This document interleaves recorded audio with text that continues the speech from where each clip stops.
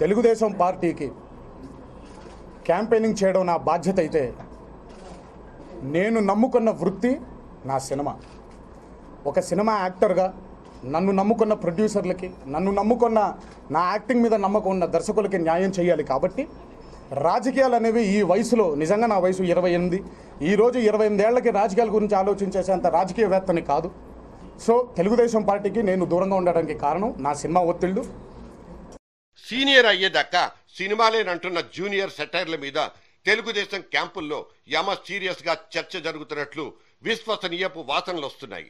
ఇప్పుడైతే ఈ మనిషి వయసు 30కి 2 అడుగుల కిందే ఉండొచ్చు. గ్రాండ్ ల్యాండ్ మార్క్ అనుకుంటున్న ఆ 2014 వచ్చేసరికి జూనియర్ కూడా 30+ పడిపోతాడు. మరి 30లో రాని మెచ్యూరిటీ, 30 దాటినా రాని సీనియారిటీ ఇంకెప్పుడొస్తుందో కూడా ఈ జూనియర్ వారే చెప్పాలి.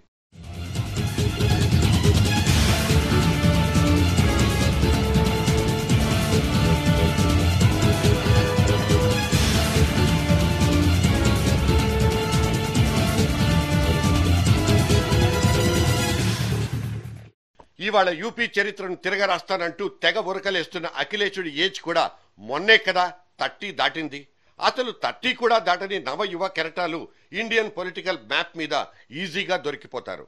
ఢిల్లీ మహిళా కాంగ్రెస్ పగ్గాలు చేతికొచ్చినప్పుడు మినిస్టర్ శైలజా కుమారి ఏజ్ జస్ట్ 28 years.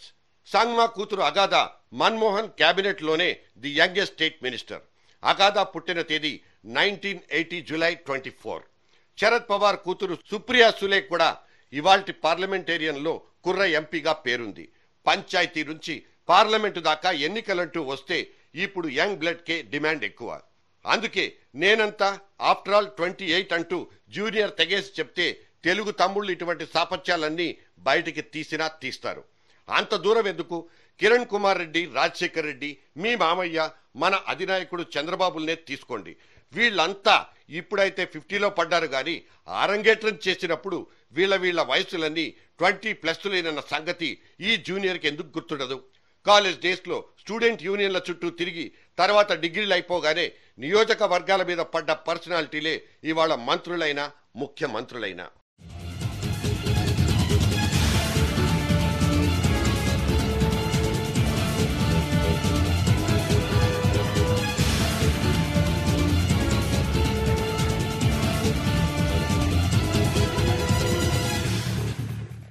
నేను రాజకీయాల్లోకి రావాలి, తెలుగుదేశం పార్టీకి నేను లీడర్ అవ్వాలి అని చెప్పి చాలామంది నా మీద వేస్తున్నటువంటి ప్రధానమైన ఆరోపణ.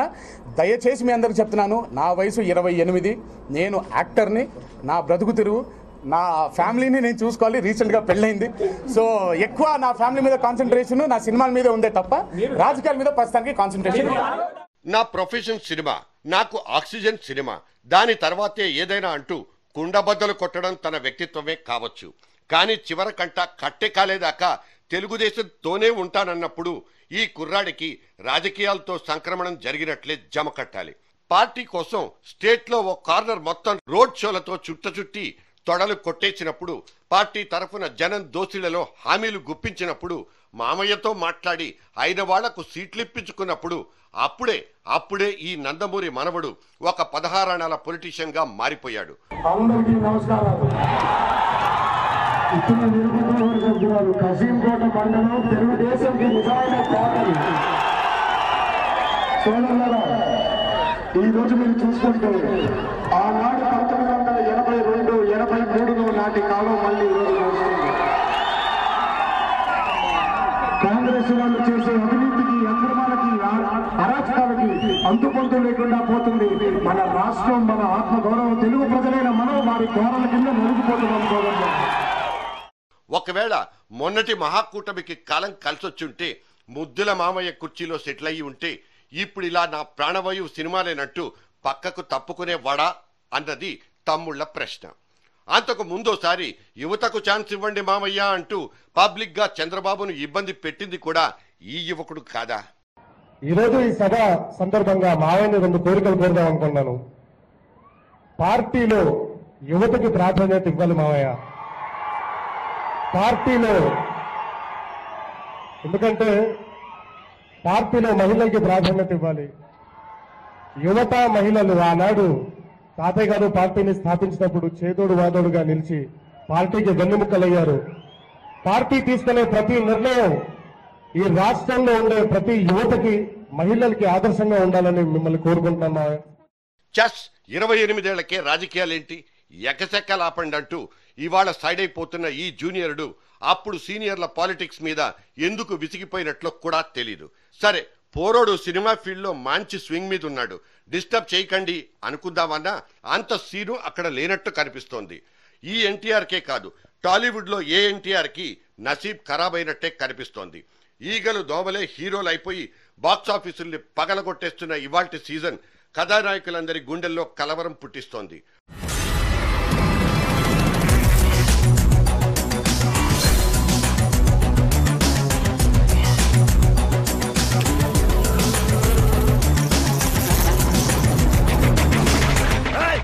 ఈగలు మనుషుల్ని గుర్తుపెట్టుకొని ప్లాన్ చేసి అటాక్ చేస్తాయి.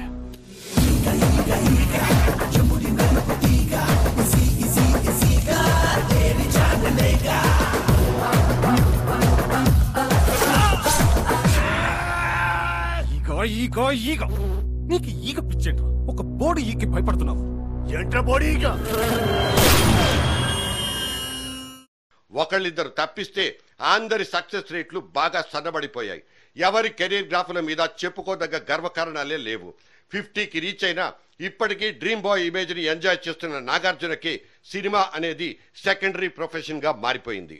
నాగ్ ఫస్ట్ ప్రయారిటీ బిజినెస్ మాత్రమేనని ఆయన పోకడ చూసి పసిగట్టిన వాళ్ళు ఇట్టే చెప్పేస్తారు. సో హీరోలకు సినిమా అయిపోయినట్టేనా?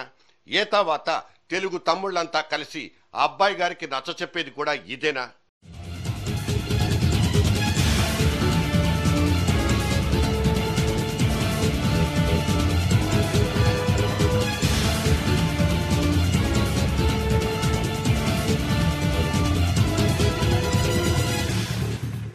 పార్టీ సంక్షోభపు అంచుల్ని పట్టుకు వేళ్లాడుతున్నా తను మాత్రం సినిమాలనే పట్టుకు వేళ్లాడతానంటే తమ్ముళ్ళు నొచ్చుకోకుండా ఉంటారా? 7 సంవత్సరాల నుంచి ప్రతిపక్ష రోగంతో బాధపడుతూ అటు ఇంటిని ఇటు ఒంటిని చక్కదిద్దుకోలేక రోజుకు 18 గంటలు కష్టపడుతున్న ప్రియమైన మావయ్య మీద కనీస కరికరం చూపని ఈ మేనలుడు ఒక మేనలుడేనా అంటూ నిన్న విసుక్కున్న తమ్ముళ్ళు ఉండుంటారు. ఒక విచిత్రమైన చింపిరి జుట్టుతో సడన్ గా బయటకొచ్చి ఇదిగో ఇదే మీరు కలలు కంటున్న బాద్షా గెటప్ అంటూ అభిమానులకు పరోక్షంగా సైగలు చేసిన జూనియర్ వాళ్ల కళ్లల్లో మెరుపును చూసి మైమర్చిపోయారు. మిమ్మల్ని సినిమాలే కాదు రాజకీయాలు కూడా పిలుస్తున్నాయి రండన్నయ్య అంటున్న సదరు అభిమానుల గుండెల్లో కోరికను మాత్రం జూనియర్ బేఖాతరు చేశారా?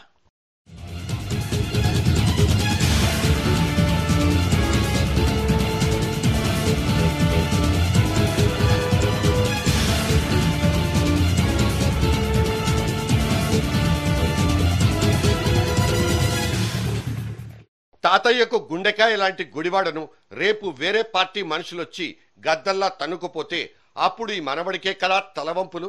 కృష్ణా జిల్లా తెలుగుదేశం శిబిరంలో ఈ కలవరమే కనిపిస్తోంది. వీళ్లంతా నా వాళ్లంటూ మొన్నటిదాకా తను వెంటేసుకు తిరిగిన నాని లాంటి వాళ్లంతా ఇవాడ లంగరు తెంపేసుకుని ఆవుతల వైపుకు గెంతేస్తున్నారు.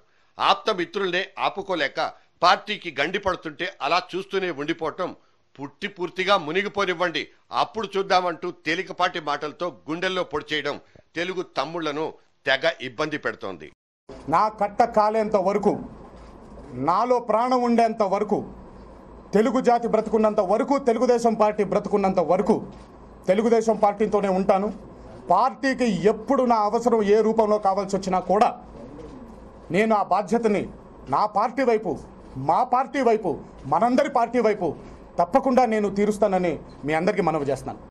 సొంత పనులన్నీ చక్కదిద్దుకున్న తర్వాతే జనమైనా సమాజమైనా 30-40 దాటేదాకా రాజకీయాలు పక్కకే చూడకండి అంటూ ఒక సందేశాత్మక నేపథ్యంతో సినిమా తీయండి సరిపోతుంది. ముసలోళ్ల మూత రాజకీయాలతో విసిగి వేసారిన మన జనం యూత్కే రెడ్ కార్పెట్ పరిచేస్తుంటే రేపటి రోజు మీదే మీదేనంటూ తెగ పాటలు పాడేస్తుంటే నిన్న ఈ జూనియర్ సూటిగా సుత్తి లేకుండా విసిరేసిన ఆ 4 సెటైర్లు పార్టీ గ్రౌండ్స్ లో తేడా కొట్టకుండా ఎందుకుంటాయి? ఏంటి మరి జూనియారిటీ బాగా ఎక్కువైపోయిందా? Let us take it.